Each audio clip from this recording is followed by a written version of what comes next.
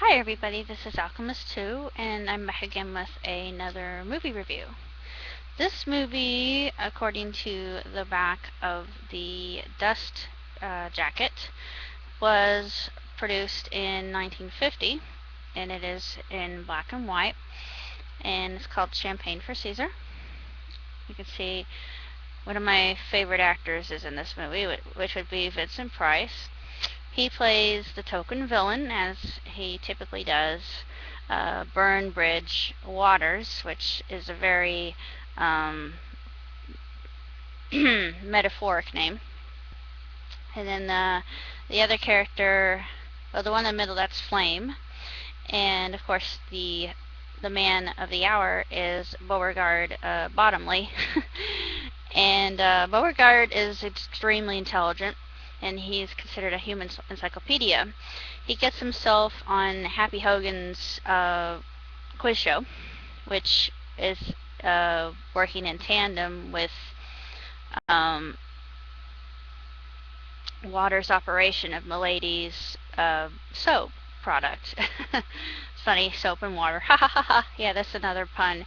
They work a lot with puns on this, and they're very clever. And I really enjoyed this particular film because I really like the old-fashioned black and white movies of this era. I absolutely love the 50s and the 60s, particularly what they call the Golden Age, and this was filmed during the Golden Age of cinema.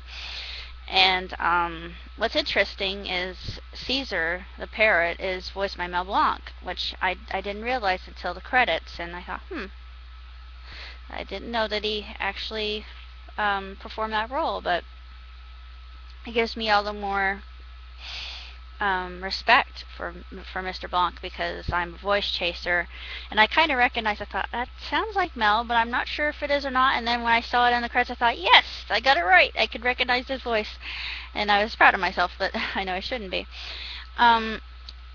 Basically, back to the story or the plot. Beauregaurd is he gets himself on Happy Hogan's quiz show, which Art Linkletter plays the role of Happy Hogan.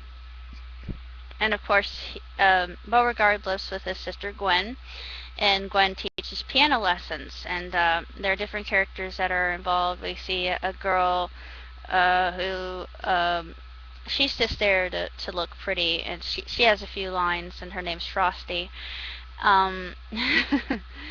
She's I think she was played by Marilyn Monroe, but I'm not entirely sure because she wasn't credited in this film. And my dad mentioned it because he's more he's got more background with this sort of thing because he grew up in this era, and he's more he's been more exposed to it than I have. This is before my time, and all the people that are involved in the film are long since gone, which is sort of sad, but the movie in and of itself is really funny.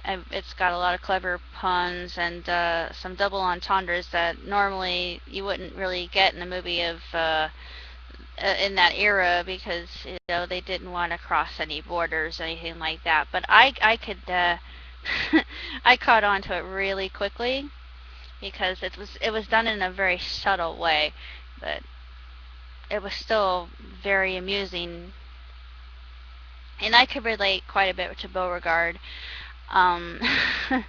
But I'm actually a combination of Beauregaurd and Waters, because I'm an intellectual and someone who could be considered an artist. Yes, I have both of those qualities. But anyway, the story is just terrific, and there are a lot of funny lines in it, and the whole title, Champagne for Caesar. Caesar is the parrot that they don't know where they found him, and they're not sure why he keeps saying the lewd and rude and crude things that he does that just come out of nowhere. He's just so random. One of the things that he likes to say is, "Let's get loaded," And I think the inspiration for Poopsie in Jack and Jill came from Caesar, if I can be so bold. I don't know. I'm thinking that Adam Sandler watched a lot of movies from the 40s, and uh, he just kind of reminded me of Poopsie. But I'm not really sure if he's an African gray or not, but he looks kind of like an African gray. It's hard to tell in black and white. That wasn't meant to be funny, but it just came out that way. Um, if you're a fan of Vincent Price or old-fashioned films, and this is just your standard romantic comedy, then I would definitely recommend this because it has a tremendous plot. All the characters are wonderful. It's actually based on the play. They mentioned that in the credits before the movie. And unlike a lot of films that just kind of have the credits creep over into the main junket of the film itself, which I absolutely loathe. It's one of my pet peeves. They don't do that with this. They just cut right to the chase. I thought, yes, this is how a film should be. And just the different lighting they did, the mood with the music, the different types of clothing. I really love the clothing of the 50s and the 60s. I just think it's the 50s it was very elegant and simple, and had a certain air to it, kind of femininity to the long dresses. And my dad mentioned that it was a new style for the time that they were trying to promote. I thought, oh, that's fascinating. And I love watching films like this with my dad because I get new insights on it that I wouldn't with other people who are, from this day and age, and they wouldn't kind of latch on to why these things were important in that time, and why it was different then than it is now.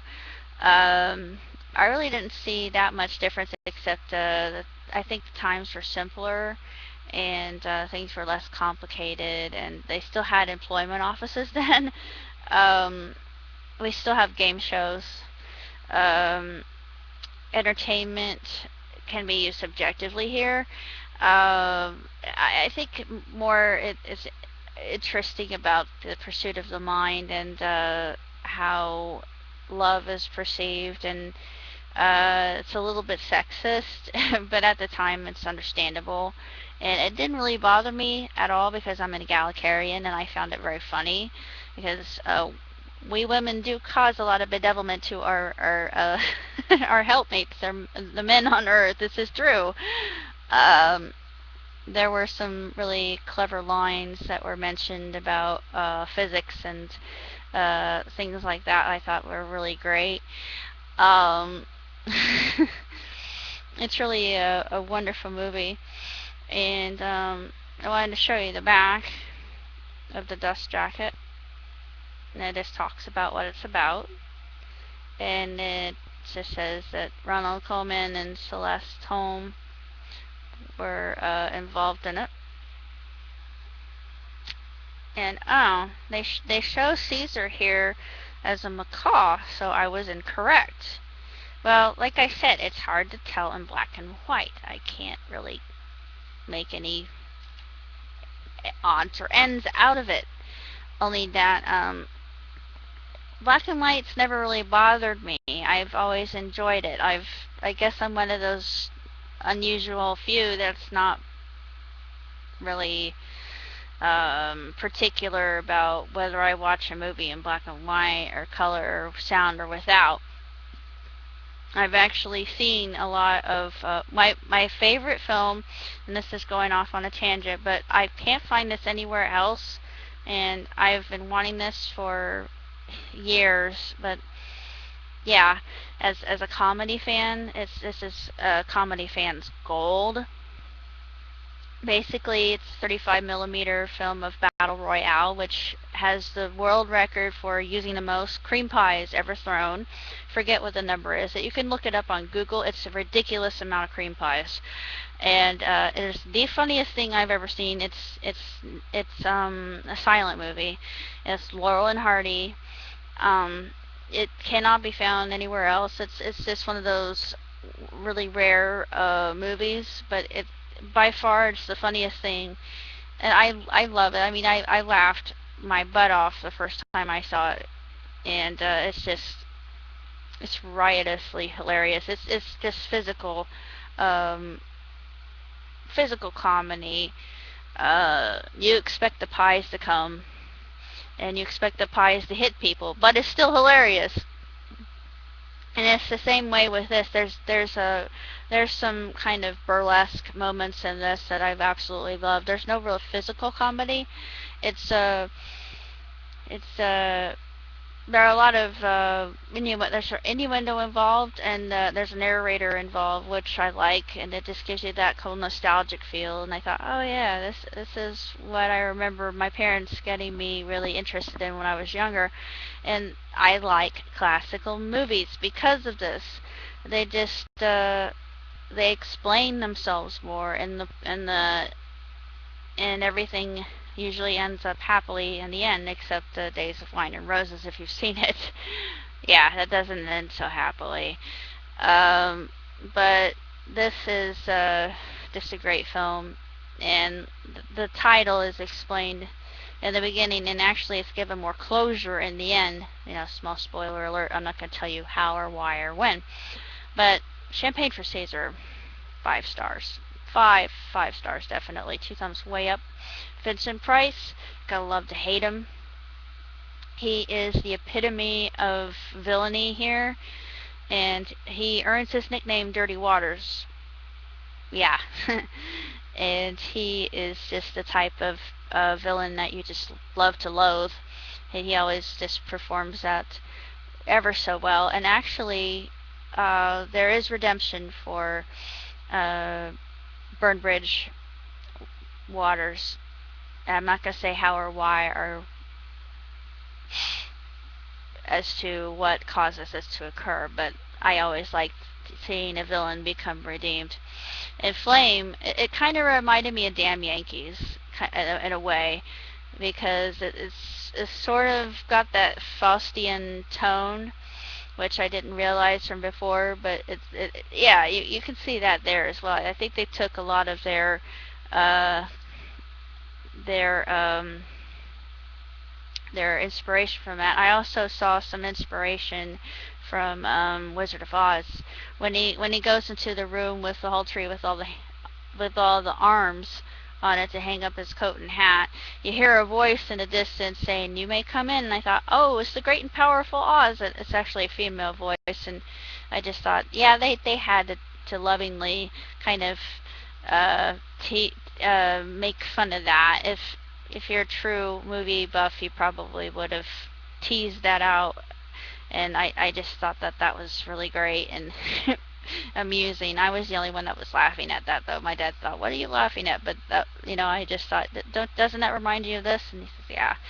But it just had an homage to so many different things, and I just thought that it was a really beautiful film and wonderfully done, and it just reflects a simpler time, and it's got the great nostalgic feel, and it's truly a classic. And if you're a comedy fan, yeah, this is tremendous. I completely recommend it, and I have a high approval rating for this. Check it out.